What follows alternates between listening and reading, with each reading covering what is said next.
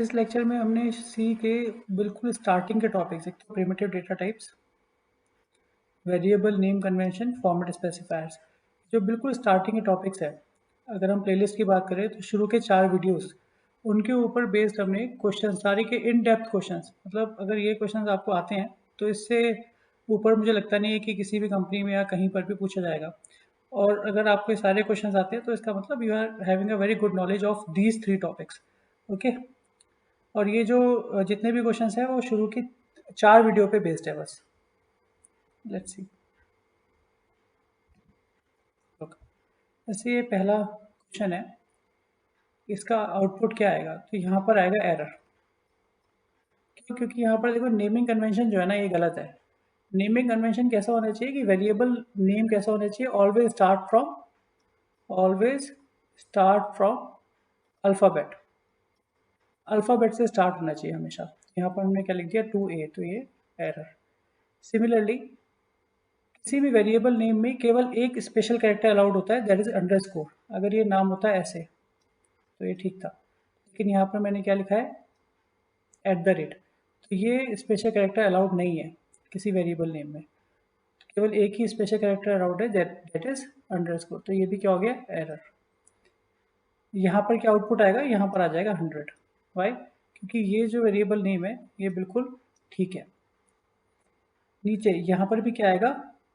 Error, क्योंकि यहाँ पर जो वेरिएबल नेम लिया है वो क्या है? कैरेक्टर, और कैरेक्टर ऑलरेडी एक रिजर्व वर्ड है।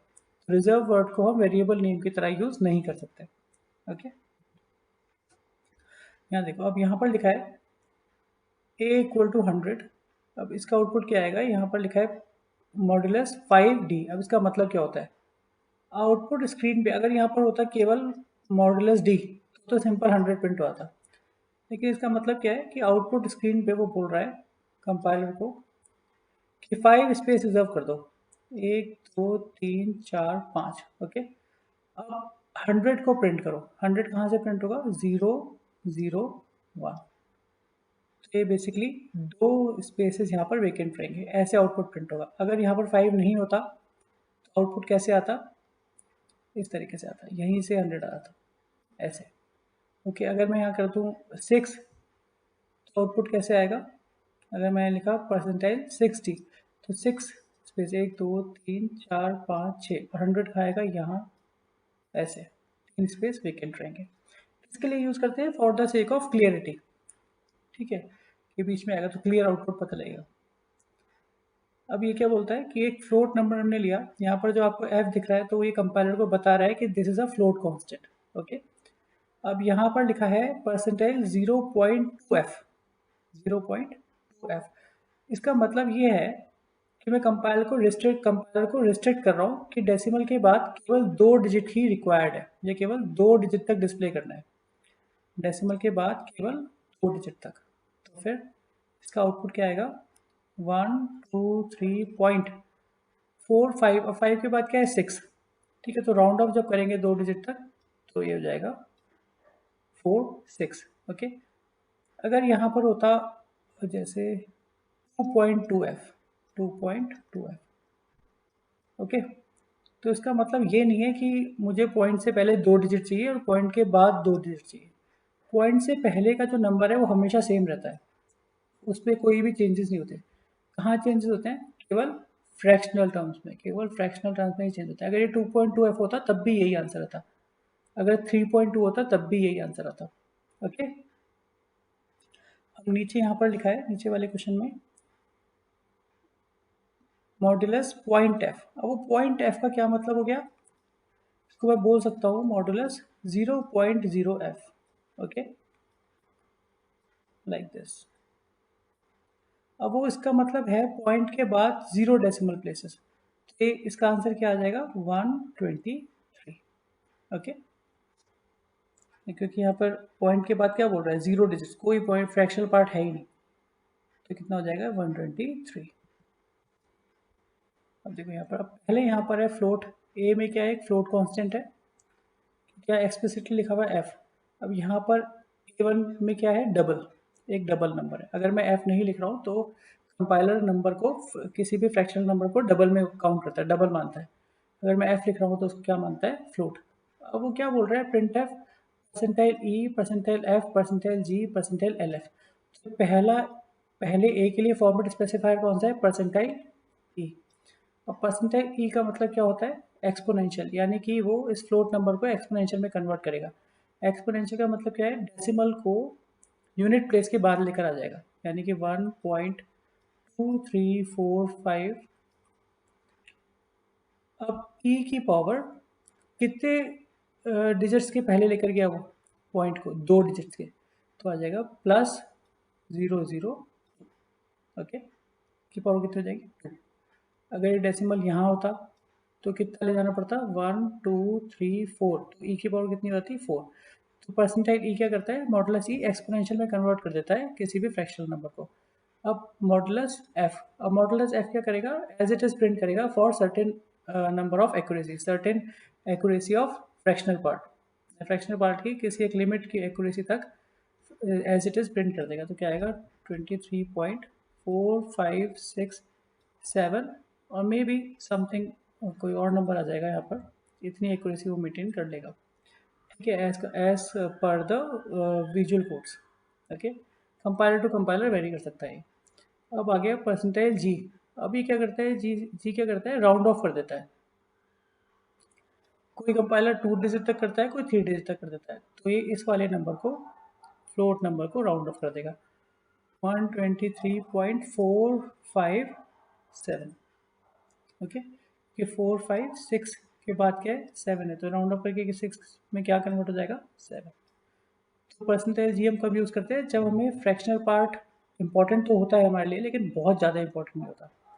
और परसेंटाइल एफ जब हमारे लिए फ्रैक्शनल पार्ट भी बहुत ज़्यादा इंपॉर्टेंट होता है। अब आता है percentile L F. L F किसके लिए यूज़ होता है, डबल के लिए। तो ए को एज इट इज प्रिंट कर देगा, 123.456789। फ्लोट और डबल में डिफरेंस क्या है, एक तो इसका साइज़ कितना होता है, 8 बाइट्स, फ्लोट का होता है 4 बाइट। तो साइज़ ज़्यादा है तो ऑब्वियसली ये ज़्यादा बड़ा नंबर स्टोर कर सकता है। और डबल फ्रैक्शनल पार्ट की ज़्यादा एक्यूरेसी मेंटेन करता है। ठीक है, विजुअल कोड्स में देखा जाए तो 6 डिजिट तक एक्यूरेसी मेंटेन करता है, तो ये ऐसे टेस्ट प्रिंट कर देगा। और परसेंटाइल और जो फ्लोट होता है वो 4 डिजिट तक एक्यूरेसी मेंटेन करता है।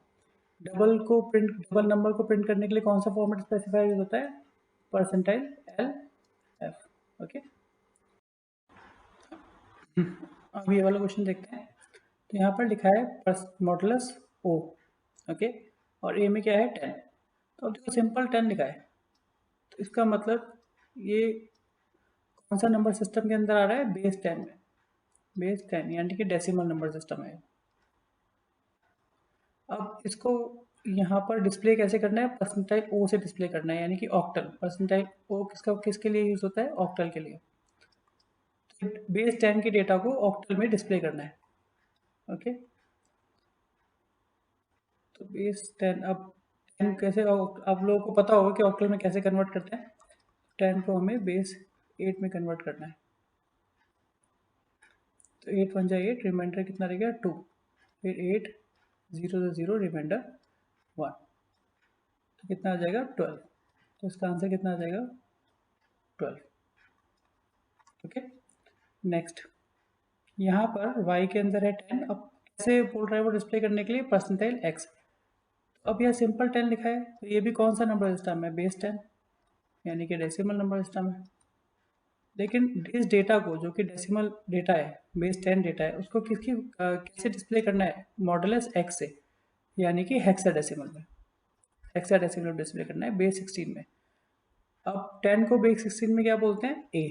तो आंसर कितना आ जाएगा यहाँ पर, a। अब यहाँ पर देखते हैं, यहाँ पर लिखा है a के अंदर 0 1 0। तो देखो, जब भी मैं किसी कांस्टेंट में सिफिक्स 0 लगा देता हूँ तो कंपाइलर उसे ऑक्टल मानता है। कैसा नंबर मानता है, ऑक्टल। अब उसको डिस्प्ले कैसे करना है, परसेंटाइल डी से। परसेंटाइल डी में डिस्प्ले करना है, यानी कि डेसिमल फॉर्मेट में, बेस 10 में। तो वो क्या करेगा, ऑक्टल को बेस 10 में कन्वर्ट कर देगा। ये जो 10 है, 0 1 0, तो कंपाइलर इसको क्या मान रहा है, ऑक्टल मान रहा है। ऑक्टल को डिस्प्ले कैसे करना है, बेस 10 में डिस्प्ले करना है। तो ऑक्टल को किस में डिस्प्ले करना है, बेस 10 में। तो कैसे कन्वर्ट करते हैं, 0 1 1 इंटू 8 की पावर 1 प्लस 0 इंटू 8 की पावर 0, तो आंसर क्या आ जाएगा 8। तो इसका आंसर कितना आ जाएगा 8। ओके, अब यहाँ देखो, अब ए में क्या है 0x b। अब जब भी मैं स्पेसिफिक्स ऐड करता हूँ 0x किसी भी कांस्टेंट में, या इस जहाँ पर लिखा है b, तो इसको मान लेता है वो हेक्साडेसिमल। इस पूरे नंबर को क्या मानेगा हेक्साडेसिमल, हेक्साडेसिमल मान लेगा।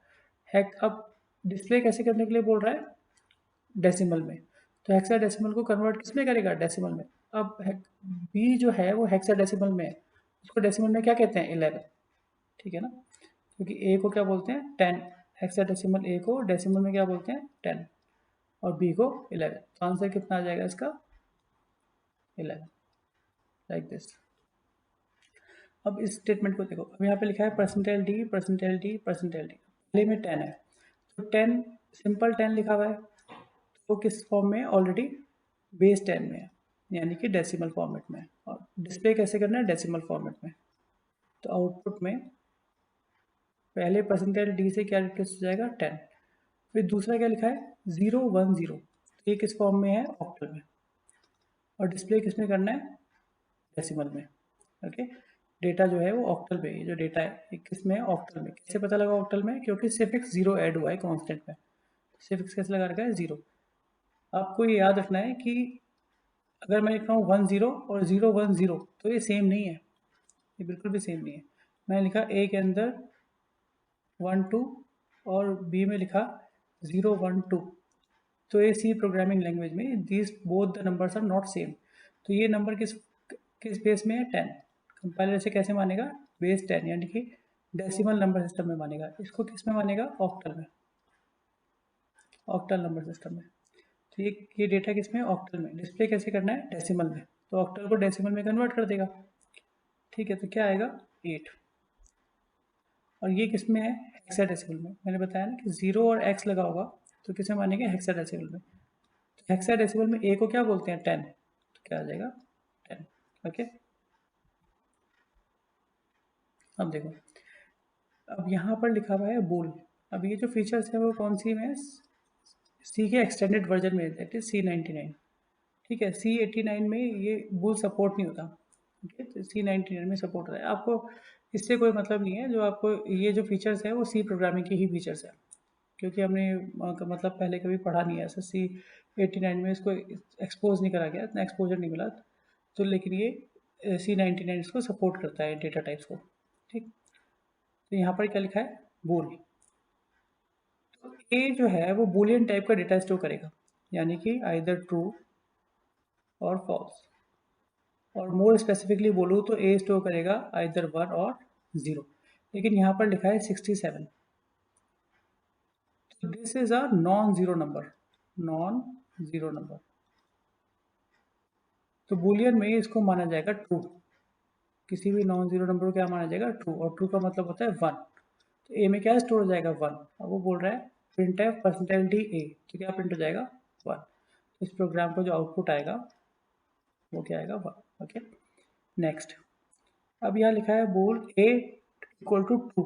अब आप एक बात भी ध्यान देना, जब मैं लिख रहा हूँ ट्रू, तो ये ट्रू ना एक हेडर फाइल में डिफाइन होता है, उस हेडर फाइल का नाम है std bool .h, इसमें डिफाइन होता है, लेकिन ये हेडर फाइल हमने यहाँ पर इंक्लूड ही नहीं करी है, तो इसलिए यहाँ पे आ जाएगा एरर। अब यहाँ पर लिखा है बोल a equal to false percentile D A. अब फॉल्स को मैं डिस्प्ले कर रहा हूँ, तो फॉल्स क्या माना जाता है 0, तो यहाँ पर क्या आ जाएगा 0।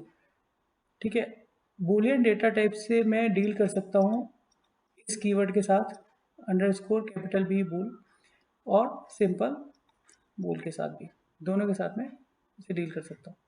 अगर मैं बूल यूज़ कर रहा हूँ तो ये कंपलसरी है कि मैं ये वाली हेडर फाइल इंक्लूड करूँगा, लेकिन अगर मैं सिंपल ये वाला बूल यूज़ कर रहा हूँ तो मुझे ये हेडर फाइल इंक्लूड करने की ज़रूरत नहीं है। लेकिन क्योंकि मैंने यहाँ पर ट्रू लिखा है, तो इसीलिए मैंने ये वाली हेडर फाइल मुझे यूज़ करनी, मतलब it was mandatory to use this file. Okay, लेकिन यहाँ पर एरर इसलिए आया क्योंकि मैंने यहाँ ट्रू लिखा था, लेकिन और ये फाइल यूज़ नहीं करी थी। लेकिन अगर ये पहला जो क्वेश्चन है, अगर इसमें मैं ये वाली फाइल हटा देता हूँ ये, ठीक है, तब भी इस प्रोग्राम में एरर नहीं आएगा, तब भी क्या आंसर देगा ये 1 आंसर दे देगा, क्योंकि ना मैंने यहाँ पर ना तो ट्रू और फॉल्स यूज़ किया है और ना कीवर्ड बूल यूज़ किया है। ओके, ये सारे जितने भी कंसेप्ट है ना, ये वीडियो 1 से लेकर 4 तक सबमिट क्लियरली और इन डेप्थ डिफाइन करे गए हैं। ठीक है, ये तो बस आपका प्रोग्रेस चेक करने के लिए। इन डेप्थ अगर आपको देखना है तो आप वहाँ पर वीडियोस को देख सकते हैं। ओके, अब यहाँ पर बोल रहा है कि साइज ऑफ जो बूलियन डेटा टाइप है उसका साइज क्या होता है। तो ए का साइज कितना होगा, 1 बाइट। ओके, अब यहाँ पर आओ, अब ये कॉम्प्लेक्स भी क्या है, this is also a feature of C99। तो यहाँ पर क्या बोल रहा है, float complex a equal to 6+8i। तो कॉम्प्लेक्स क्या बता रहा है कि ये जो ए है ये कॉम्प्लेक्स नंबर स्टोर करेगा इस फॉर्म में। ओके, और कॉम्प्लेक्स नंबर या तो फ्लोट हो सकते हैं या डबल हो सकते हैं। इंटीजर में we cannot write like this, हम ऐसे नहीं सकते integer complex a equal to 8+3i like this, ये गलत है। अब कॉम्प्लेक्स नंबर में से रियल पार्ट और इमेजिनरी पार्ट को एक्सेस करने के लिए दो फंक्शंस हैं, एक तो c real and c image, IMAG। Okay, अब ये जो दोनों फंक्शंस हैं कहाँ डिफाइन है, कॉम्प्लेक्स डॉट एच में। कहाँ पर डिफाइन है, इस हेडर फाइल में, कॉम्प्लेक्स डॉट एच। ओके, ये जो कीवर्ड है वो यहाँ पर डिफाइन नहीं है। इसका मतलब क्या हो गया, अगर मैंने कोई प्रोग्राम लिखा, उसमें लिखा float complex a equal to 8+3i और इस प्रोग्राम को रन कर दिया तो कोई एरर नहीं आएगा। अगर मैंने कॉम्प्लेक्स डॉट एच इंक्लूड भी नहीं करी तब भी एरर नहीं आएगा। लेकिन अगर मैंने यूज़ कर लिया सी रियल फंक्शन और उस टाइम पे मैंने फिर complex dot H file include नहीं करी तो एरर आएगा। ओके, तो यहाँ पर क्या बोल रहा है, %f सी रियल ऑफ ए, इसका रियल पार्ट कौन सा है, 6। तो आउटपुट में क्या आ जाएगा, पहले %f से इससे इसका रियल पार्ट रिप्लेस हो जाएगा, तो कितना आएगा 6.00 लाइक दिस। और सी इमेज इस %f की जगह ये रिप्लेस हो जाएगा और इसमें क्या आंसर आएगा 8.000 लाइक दिस। ओके, नेक्स्ट, अब इसमें हमने एक फ्लोट नंबर लिया, फ्लोट कॉम्प्लेक्स नंबर लिया ए, इसमें केवल डाल दिया 6, इसका इमेजिनरी पार्ट है ही नहीं। और यहाँ पर हम क्या प्रिंट कर रहे हैं, इमेजिनरी पार्ट। इमेजिनरी पार्ट क्योंकि नहीं है तो यहाँ पर क्या आ जाएगा 0.000। तो अब एक बात ध्यान रखना, यहाँ पे एरर नहीं आएगा। ओके, क्योंकि वो 6 को भी इमेजिनरी नंबर की तरह ही ट्रीट करेगा। क्यों, क्योंकि यहाँ पे हमने लिखा है कॉम्प्लेक्स। तो एक ऐसे नंबर स्टोर करेगा कॉम्प्लेक्स, तो इसको किस में कन्वर्ट करेगा, 6+0i लाइक दिस। ओके, अब यहाँ देखते हैं, यहाँ पर है शॉर्ट एंड ए। अब यहाँ देखो इसमें लिखा है 32768। तो आप एक बात ध्यान रखो कि जब मैं शॉर्ट एंड बोल रहा हूँ तो इसका साइज कितना हो गया, 2 बाइट का शॉर्ट एंड का। ओके, और इसकी रेंज कितनी होगी, -32768 से लेकर +32767। अब ये जो नंबर है ये वाला पॉजिटिव नंबर, रेंज का मतलब है कि शॉर्ट इंट वेरिएबल है वो यहाँ से लेकर यहाँ तक के नंबर स्टोर कर सकता है। लेकिन यहाँ पर जो हम नंबर स्टोर कर रहे हैं 32768 वो इसकी अपर रेंज से बाहर जा रहा है। तो ये प्रोग्राम का आउटपुट क्या आएगा, तो देखो ये कैसे सॉल्व होगा, 8 32760123276632767 लाइक दिस। तो यहाँ लोअर लिमिट से लेकर अपर लिमिट तक इसके बीच में कोई भी नंबर ये ए स्टोर कर सकता है। लेकिन जैसे ये नंबर इससे ऊपर जाएगा तो इस साइक्लिक होके वापस यहाँ पर आ जाएगा। जैसे ये नंबर एक इससे ज़्यादा हुआ तो कहाँ आ जाएगा, यहाँ पर आ जाएगा। तो इसका आउटपुट क्या आएगा, -32768। ओके, अगर इसका एक जनरल फार्मूला देखना है तो मैं आपको बता देता हूँ जनरल फार्मूला कैसा होगा इसका।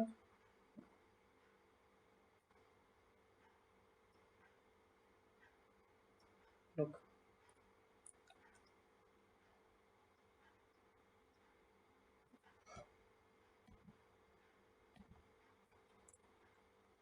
इसका जनरल फॉर्मूला होगा lower limit plus x mod upper limit plus one.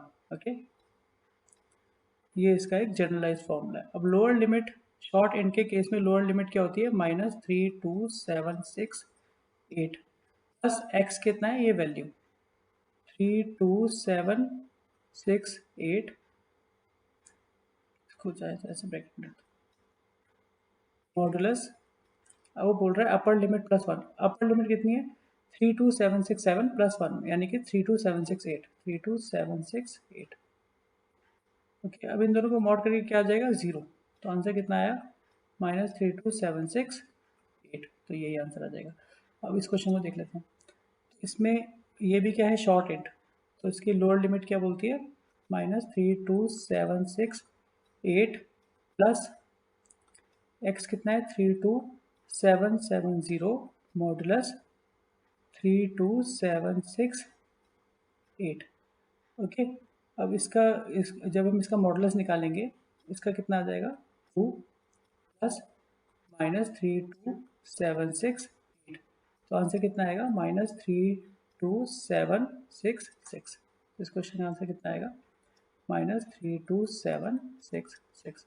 तो आप लोगों को ये पता लग जाना चाहिए कि, क्लियर हो जाना चाहिए कि अगर हम किसी भी नंबर में रेंज से बाहर का नंबर स्टोर करते हैं तो बेसिकली गार्बेज वैल्यू नहीं देता, वो एक मीनिंगफुल वैल्यू देता है। वो कैसे आती है, वो इस तरीके से आती है, चाहे तो फॉर्मूले से लेके कर लो, ठीक, या फिर आप जो इससे पहले बताया था कि साइक्लिक वे में कैसे जा रहा है, तो वैसे लेके कर सकते हो।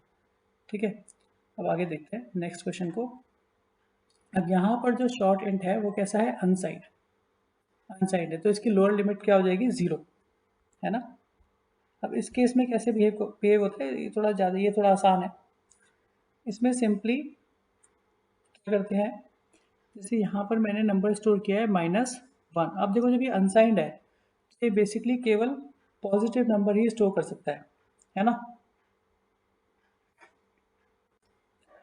तो इस केस में क्या आंसर आना चाहिए, पहले मैं आपको साइक्लिक वे से बताता हूँ कि रेंज से बाहर जाने पे ये कैसे काम करता है। ओके, देखो यहाँ पर यार अनसाइंड बोल रहा है, तो ये कहाँ से चलेगा, इसकी लोअर लिमिट होगी जीरो, क्योंकि माइनस तो स्टोर नहीं कर सकता।